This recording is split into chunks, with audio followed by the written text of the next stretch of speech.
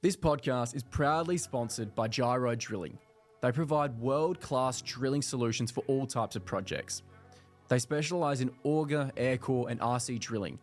Head to the team at Gyro Drilling for all your mining needs and see how they can help you with your upcoming project. Hello, I'm Ben Kostrich and this is the Market Bull Podcast. As this podcast grows, every subscriber helps. From those of you who watch this on YouTube or to those that listen on Spotify and Apple, every follower helps. If you do this one favour and hit follow on whatever platform you find us on, I promise I will continue to look and find fascinating people across the world and bring their perspectives to you. Thank you and enjoy this episode. So hello, I'm Ben Kostrich and this is the Market Bull Podcast. Joining me in the studio today is Bronwyn Barnes, the Executive Chair for Indiana Resources, which is listed on the ASX under code IDA. We were just speaking beforehand, she has an insane backstory and history within the mining realm and the people that she's come across and worked for, but welcome to the show. Great to be here. Thanks, Ben. You've stepped off the plane. You're sort of a global woman. You're predominantly based out of London, if we were just talking. Yeah. And your story, I sort of jaw dropped a little bit when hearing about the people and the names and what you've done and where you've gotten to now. So can you talk us through a little bit about your history in the mining space before we dive straight into Indiana Resources? Sure. Look, I think it was almost an accidental entry into mining. It wasn't the sector I was in. I started out in the research and development sector actually because I could speak French, and I was working with a company here in Perth who had a joint venture with Renault, and so I was doing interpreting, translating and documents and all of that kind of stuff. And went off on maternity leave, and as part of my role with the research and development company was a tremendous amount of federal government lobbying, and I was very good at getting federal government grants for research and development. And so while I was on maternity leave, I got a call up from Andrew Forrest to come and run the federal government lobbying campaign for Ntaka Nickel, 25 odd years ago now. And so I started working with Andrew in the early days of Anaconda and Murrin, so I got there about halfway through construction and stayed at Anaconda for about 3 years. And I started, part-time running federal government lobbying, and I ended up as head of corporate affairs. So, look, I think that's where it really started, and that gave me a fantastic grounding. Not only, I already had the government lobbying piece, but then worked through, land access, heritage agreements, native title, media, internal and external communications. So it was a really good grounding for me in a number of those sort of ancillary areas that support ASX-listed mining companies. And then, obviously, when I left Anaconda, I went and worked with Bayu Undan, the project that was being run by ConocoPhillips, which was the Timor Sea the Timor Sea oil and gas project, which was a great experience to work in oil and gas for a while. And then from Conoco, I went to another company called Methanex, which was a Canadian company that was looking to build a downstream methanol processing facility on the Burrup Peninsula.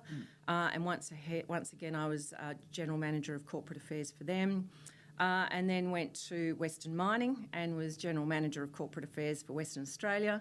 And sort of went through the takeover with BHP. So I was on the takeover defence team with Western Mining, and then with BHP integrated then into the Nickel West division, part of the stainless steel materials division of BHP. So I was one of the only women on the executive leadership team that time for BHP. And then I decided that was about 12 years of my career by that stage, and I thought that what I really wanted to do was go back full circle. And I wanted to go back to the beginning, and I wanted to run ASX-listed mining companies, juniors, that were trying to find and develop and, operate small projects or smaller projects. And so that's where it started. So I had about 12 years of running my own companies. I tend to take major shareholding positions in the companies that I sit on the boards of, and that's how I got involved with Indiana. Yeah. It's been a pretty... Yeah, it's an extensive history and a fair bit of big names that everyone recognises. And I like hearing that, in those big positions like a BHP, you get that sort of itch to go, I want to go back to the start, the infancies of what projects and companies are like. And I mean, that was probably running through your mind, but then selecting and figuring out which projects and which, well, ASX, but how did the Indiana sort of package and organisation or company sort of start forming with yourself as, again, a major shareholder? Look, I think where it started was the Board of Indiana approached me in early 2017 to come on board as chair. They had the Ntaka Hill Nickel Project in Tanzania, and they were looking to move it into a financing and then a development phase. So part of me coming on board was to assist with the financing of the project and give the board some leadership around that. How do you transition from being, an explorer that now has an asset into raising the finance and going into construction and development? And I guess I've got, a long history of working across multiple, African jurisdictions. And so, good experience in dealing with African governments around, transitioning from exploration licences into mining development agreements or concession agreements that are usually ratified by Parliament, which govern, the operatorship and development of the projects. So, look, I'd only been on the board for about, it would be not much more than 2 or 3 months. As part of my appointment, I have a group of shareholders that usually back me into projects. So I'd raised some capital, brought it into Indiana, and we were just finishing the last, a revision of the latest, scoping study to focus on a small high-grade development. And overnight, Tanzania changed the legislation and removed our classification of licence from the mining code. So we had a retention licence. Tanzania changed the mining code and just only had prospecting licences or mining licences. I think it with any notice, just overnight. No consultation. It was done literally, rammed through Parliament in Dar es Salaam within 24 hours. Bloody hell.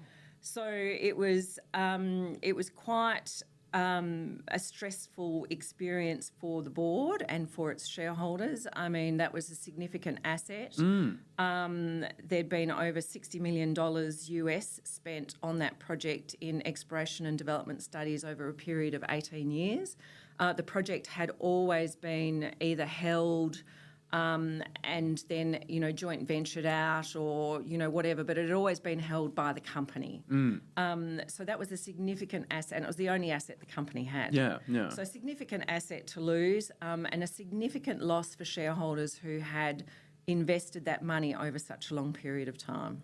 And this is where, I guess, the bulk of the news and the interest is coming from, because over the last year or years for yourself, there's been a lot of updates and, I guess, small wins or potentially down to the big win. But can you talk us through just that whole lineage and history of what's really been unfolding there? Because, what went on? Yeah, because it's not an everyday story that at least I get to explore with someone that's lived it and had to deal with the stress of it. But I think what's really interesting is that whilst, this has now been going on for, I think this is my 6th year of managing the whole expropriation of the asset. But I'm now not the first. I might be still the first, but I think what we're now starting to see is lots of other companies who are having assets expropriated for no apparent reason. The most high profile of which recently has been the loss of First Quantum's asset in Panama. So, this is now not an unusual experience, but 6 years ago it was. So, look, I think, first of all, when the mining code changed, the board, we got the copy of the mining code over the weekend, when it all happened, and we read it, and we really believed that it was an accident. That somebody had just accidentally deleted the whole chapter on retention licences. And it took us a long time to clarify with the government that no, that wasn't the case. It was actually on purpose. It was almost 9 months before the government formally clarified their position on it.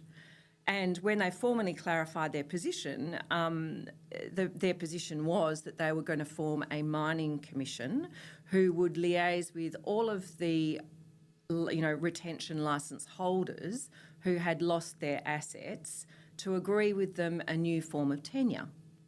So we were like, okay, well, we've got a process, we'll work through the process. So, then I spent about 2 years going backwards and forwards with Tanzania trying to agree a new form of tenure.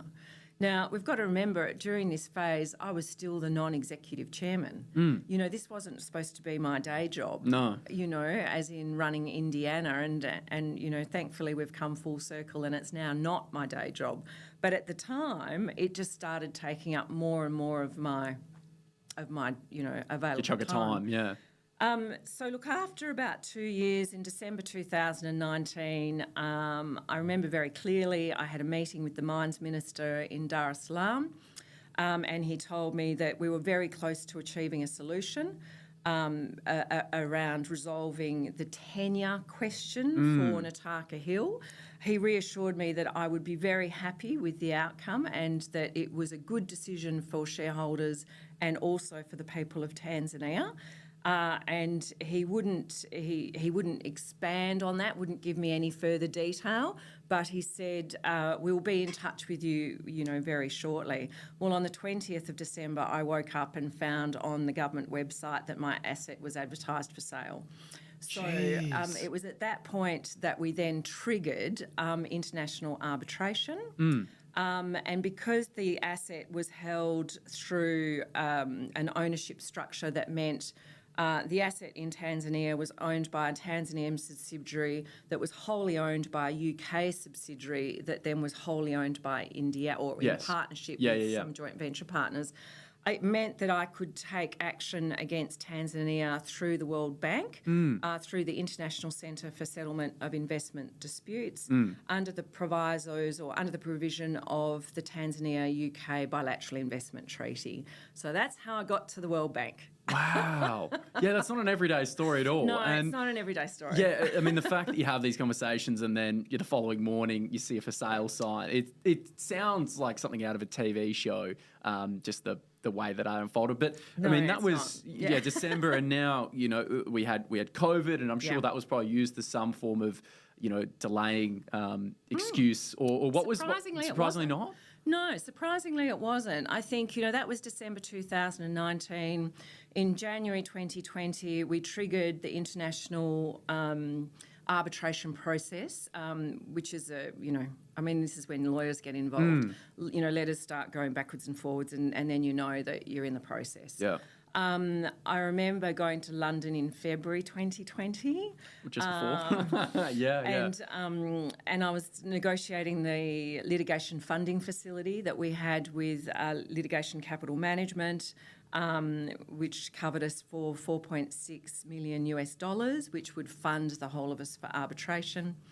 And I think 2 days after I got to London shut down, you know, so that was... that was interesting. Yeah. And I was on one of the last flights back into Perth before we shut the borders. Yeah. And so, look, I think we continued to work all through COVID. Part of building our case, it took us 12 months to put the case together for arbitration. Having owned the asset for 18 years, we had 496 boxes in archives of evidence Osborne and Park, case studies and everything that you need. Yeah, that we had to get out, we had to scan it, send it to London. Our lawyers were based in London. So, no, look, we did work all through COVID. I think that, you know, the final hearing was in the last week of January 2023. So obviously borders were open and everything was back working. But no, COVID didn't really stop us. Okay. And then, 2023, this is where, again, the news really sort of accelerated again. Yes. And I saw one of the investor presentations talking about the resolution without me, I guess, telling what's happening. Yeah. Can you talk us through what the sort of verdict has been and, I guess, what's really unfolding, which gives the shareholders quite a bit of excitement, I can imagine. Yeah, look, I think for the past 5 years it's been a really, it's been a really tough ride until we got to the final hearing. Lots of people, I'm sick of people telling me that I was wasting my time, I was crazy, I was never going to win, that the World Bank wouldn't, support Indiana's case, that, Tanzania would win. And I was wasting my time and basically I was an idiot. And that's fine. Yeah, well, as you said at the beginning, it was like it's like a child for you. It's like a big part of your life, and it's not easy to just sort of throw that away because people are saying, you shouldn't. And I was a big shareholder. By this time, I was a big shareholder. I'd worked for 2 years when we had no money. I took all my salary in shares rather than taking it in cash. I've taken every rights issue. I've participated in every placement. I've invested a significant amount of my own money in Indiana because I really believed that I was going to win. Yeah. So look, the hearing was it finished in the first week of February 2023. We were really surprised to have such a quick decision, and that came out in, I think it was the 18th of July 2023 from memory, and that decision was, mind blowing. I think I always knew I would win. I was never quite sure how much we would get, but the final decision was $108 million US in compensation for the loss of our sunk costs. And that included our sunk cost interest from the date the asset was expropriated, and then some, a reimbursement of all of our legal costs and things like that. So, look, it was a remarkable decision and really vindicated the confidence that the board had in our case. I think it's, we didn't take this decision lightly to enter international arbitration. When we first sat down in January 2020 and looked at it, so it was pretty much a crisis mode board. At that point, we really assessed with great critics, I guess, of what was the legitimacy of our case. Would we win? If we won, how much would we win? Would we be able to recover that money? Yeah. And was it worth our time? And the board at the time, we consulted a number of legal firms. We went to 6 legal firms. Jeez. Okay, it wasn't just like flip a coin, we're doing it. There was a fair bit of due diligence. Yeah, we went to 6 legal firms who all assessed our case, and then we also were assessed by the lawyers advising the litigation funding company people as well. So we had a very high level of confidence that we would win. Jeez, it does. It just sort of, from a 6-year period to going through this, I can imagine a very, very stressful period of time. And now sort of seeing the reward of what's unfolding now. I mean, is that all really sort of come to its natural conclusion? I mean, the settlement, is that all really just now the tick of the box? Here? Yeah. Look, Tanzania obviously don't like the decision. Under the ICSID arbitration rules, you can't appeal a decision, so there's no lengthy process here where we go backwards and forwards and there's another 5 years of legal toing and froing. So this is actually international arbitration. It's not law as such. Yeah. So what Tanzania, the only avenue they had was to request an annulment. They have requested an annulment and we're in the process of moving through the annulment phase. Tanzania put forward 4 grounds on which they believed that the case decision was warranted should be annulled. Yeah. ICSID have already squashed 3 of those 4 grounds. Oh, far out. Okay. There's only 1 remaining ground, and the remaining ground, virtually in layman's sort of shorthand, is that that there was a fundamental breach of procedure at the hearing in Washington. So, look, that's the only remaining ground on which Tanzania is seeking annulment. I think the fact that ICSID have said the final hearing to hear that, that case will be via Zoom in 26th of July of this year. So Tanzania have to put forward their final sort of submission on their grounds by the 15th of March. We then have an opportunity to respond to that and then the hearings in July. After that, once the decision is handed down, if Tanzania's final remaining ground is thrown out as well, Tanzania has already given a binding commitment to the World Bank that if their annulment request is thrown out, that they will pay the full amount of the award within 45 days of the final decision. Oh, okay. Yeah. So then that's looking, off the top of my head, end of September-ish?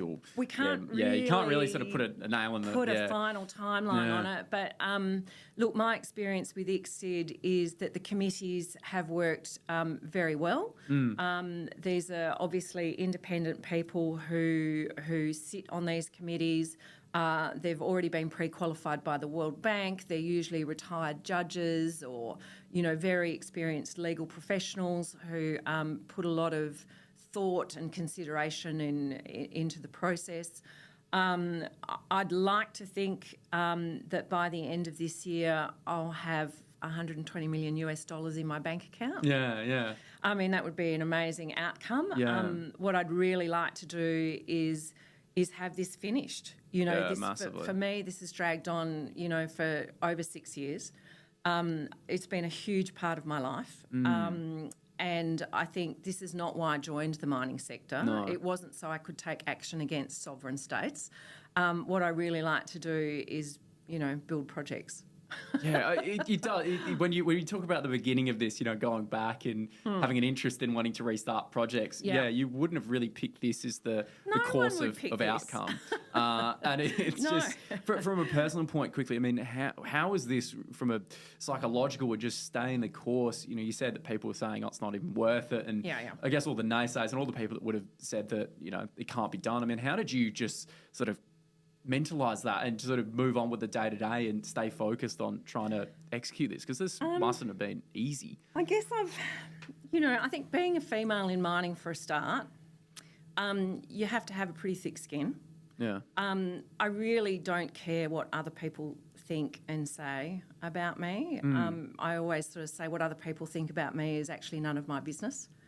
So I guess if, when the board sat down in the early days and we all assessed the situation and we had a fundamental belief that this was the correct thing to do on behalf of shareholders. So if I had a fundamental belief that I was right, then I think that's what sustained me. Yeah. I mean, it's been a huge mental roller coaster. I don't have a legal background. I now think that I'm a pretty good lay expert. You've read a fair bit of international legal court and systems. I think the first book I read after we triggered arbitration was somebody gave me a copy of a book that was, a guide to international arbitration. I can imagine that's a pretty dry read as well from the sounds of it. Wouldn't be one that I'd be taking off the shelf. I'm fascinated by it. Well, yeah, I guess you'd be living in the moment and having to sort of be like, this is what's happening. Yeah. Far out. And then without sort of thinking ahead for the company, I mean, that'll be a massive sort of realisation of hard work over the period of time. And then... Yeah, but I think let's remember... Our original goal was to build a nickel project in Tanzania. Now, at the time, Ntaka Hill was one of the best undeveloped nickel sulfide assets in the world. Now, what's devastating for me is that asset has now been developed by somebody else. Oh. Okay, so in October 2020, I went to site. To do a site visit to see if what was the status of the asset. We'd heard rumours that there was some artisanal mining, happening, and there was a possibility that we could have taken the licence back. That was one of the things that we were considering, and we would have been very excited to take the asset back. So we did a site visit. When I got to site, I didn't recognise our site at all. Just driving, as we were driving into the site, the first thing we hit was a boom gate. And it's like... someone's changed the locks on the house. Well, we didn't have a boom gate. Yeah, that's what I mean. Yeah, it's a completely new... We had an exploration camp. And then, to cut a long story short, what did we find when we got there? Well, I found over 2,000 people engaged in quite sophisticated mining activities. What they'd done was opened up 12 pits across the entirety of the licence, targeting the high-grade zones. But you guys had sort of done all the work on that previously. They lifted off our ASX releases. Yeah. Because they could, GPS them from the coordinates on our ASX releases. And they were basically just targeting the high-grade zones. So the information that I've since then had is that material is running at about 10% nickel sulfide grade, and it's being exported directly out of Dar es Salaam. Wow. So they're trucking it back to Dar and shipping it directly out, and it's going to China. So, and without putting, do you know who was the party that came involved and took it? Chinese mining company. Yeah. They've got it on their website. They talk about it on their website. But the way that they've got around it is that they've done it by applying for 12 different artisanal mining licenses over the asset, all held by different companies, that are in joint venture with a Chinese partner. Yeah. And that way they don't have to have a mining development agreement. They don't have to do any community work. There is no environmental regulations. There is no royalties or funds going back to the government from the mining of this asset. So it's all been done completely under the book and just sort of, far out. So that was devastating for me. Yeah. That was really one of those moments, like when I got to site and saw that, having been to site obviously previously when it was still a pristine sort of licence with an exploration camp where we very carefully managed our environmental footprint and, doing everything right by the people, the community, right, the country. Shunk, all just absolutely destroyed for no value other than the Chinese company that sat behind the artisanal miners. Jeez. So again,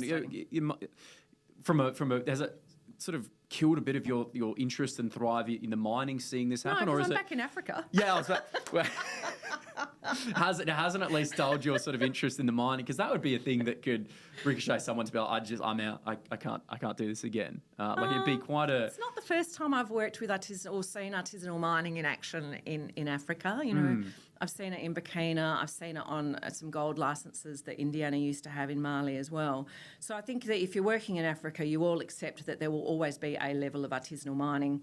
I also think that if you're well experienced in working in Africa, you also understand how other companies that are not subject to stringent operating and governance standards will operate in other jurisdictions.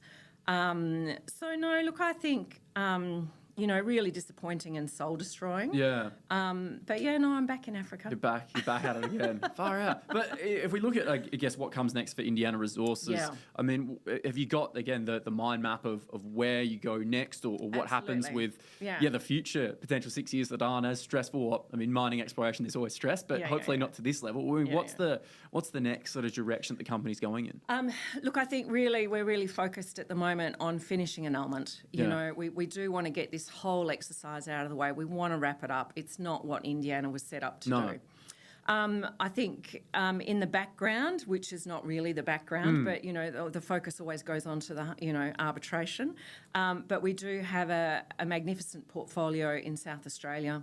Our shareholders are very keen to remain working in Australia now. Our Indiana shareholders, they're not that keen on going back to Africa at the minute. So look, we've got 5,700 kilometres in the central Gawler Craton. We've got all the land that adjoins Barton Gold, Petrotherm, Marmota. We've got a magnificent ground position. Those of you who followed the Indiana story over the past couple of years will have seen the preliminary exploration success we've had, particularly at Minos for both gold and rare earths. Yeah. We've also got very high potential for base metals in the southern part of our tenement portfolio. We're very keen to get back on the ground and explore.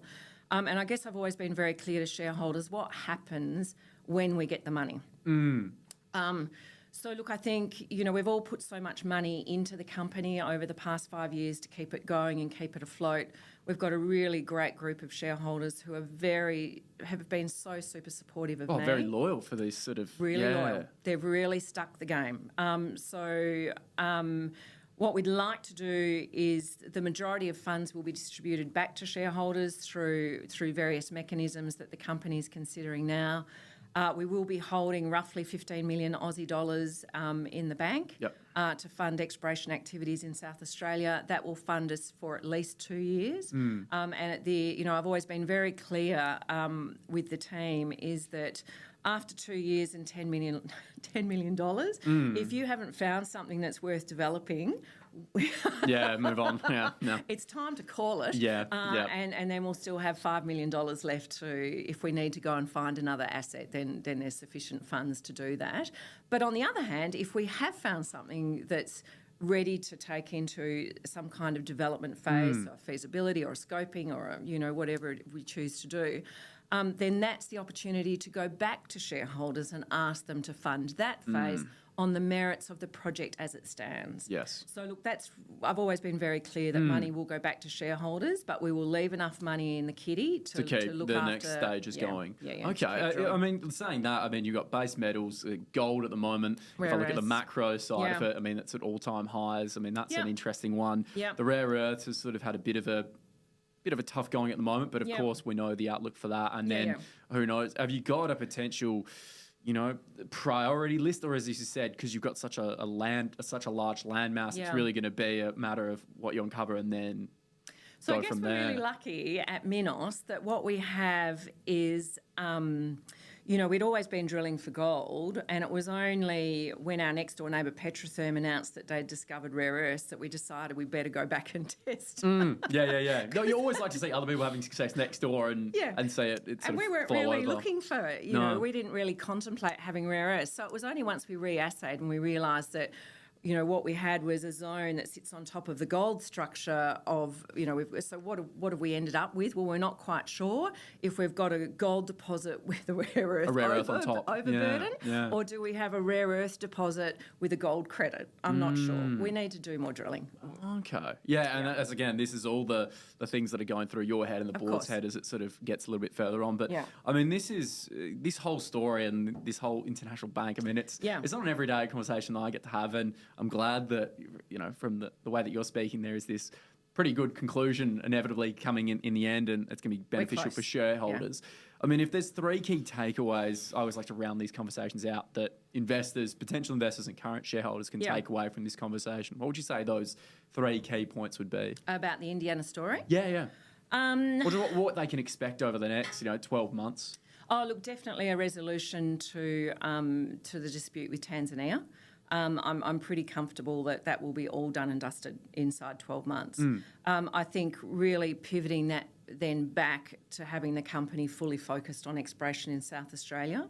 I think that, that will give us a great opportunity to get our headspace out of international arbitration back into field work.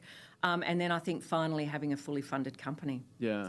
Show me another junior exploration company that will have $15 million in the bank and a significant tenement package like this who's funded to drill. Yeah. The market conditions have not been amazing for small cap companies. Not for a long time. And we're seeing smaller capital raises along that lines of raising money for a specific project instead of just open the net and see what happens. And for listeners and investors alike that have taken a bit of interest in this story and probably want to keep an eye on how this proceeding unfolds, where can they go to keep an eye on the company news and more so maybe contact yourself and ask questions? Look, I think, Indiana's done a remarkable job of ASX releases. I think, we've taken extreme effort to keep our shareholders updated on what's happening with arbitration activities.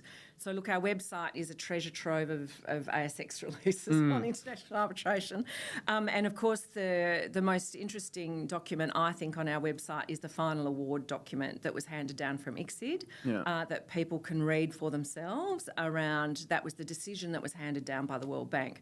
That's 120-odd pages or something like that. And, I think it's a fascinating read. I don't know what everybody else will think, but I certainly think it's worth a bottle of red wine and a lazy Saturday evening. Well, these days I'd end up using AI to sort of synthesise it down to the key points and maybe do it in 10 instead of 120. But thank you so much, Bron, for taking the time to speak on the show. As I said, I've never really gone down this side of a mining company, and it's not an everyday story, but it's good to see that there's a small win, or I shouldn't say small win, a big win on the horizon.